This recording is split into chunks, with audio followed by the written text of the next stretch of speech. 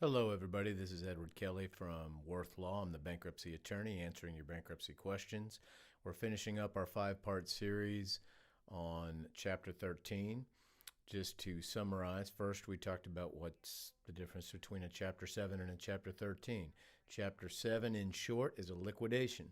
Give up your assets, that means non-exempt assets, and get all of your debts discharged or taken away.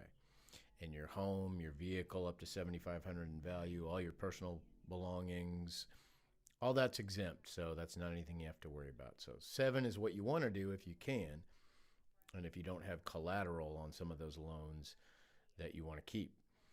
So Chapter 13 is a personal reorganization. You're going to pay in for 3 to 5 years, 36 to 60 months, what you can, not what you owe.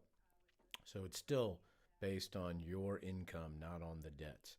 And at the end of that 3 to 5 year plan, then everything is discharged and gone. So then I talked about why would you do a 13? Well, if you make too much to do a Chapter 7, there are income cutoffs. Or if you have done a Chapter 7 within the last 8 years, you may have to do a 13.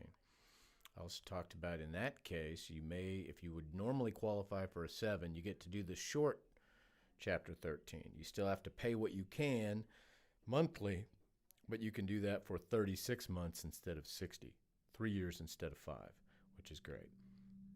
Why else would you do a Chapter 13?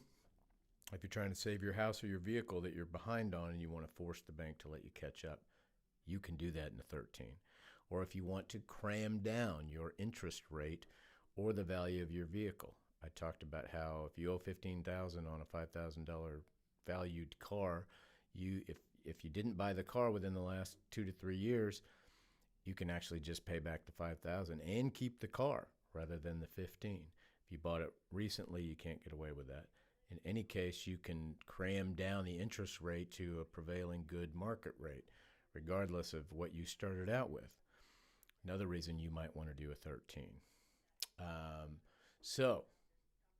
Just to summarize overall, 13, if you make too much to do a 7, you can still end up discharging a significant amount of your debts. Even if you don't discharge any, you can make the trustee handle it all. Nobody can sue you. Nobody can garnish you. Nobody can touch you. You got one payment going out to the trustee for the life of the plan, and it can give you a lot of peace of mind. And at the end of the plan, it's all discharged like in a 7.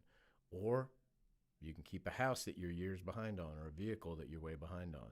Don't have to deal with crazy loan modifications or repos. You're protected by the bankruptcy court, and at the end of it, you are done. So hopefully this has been helpful on what a Chapter 13 is, why you would do it, and how it works.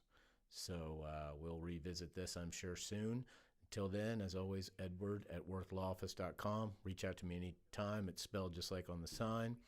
Or call me at 580-478-3130. And have a great weekend. Bye-bye.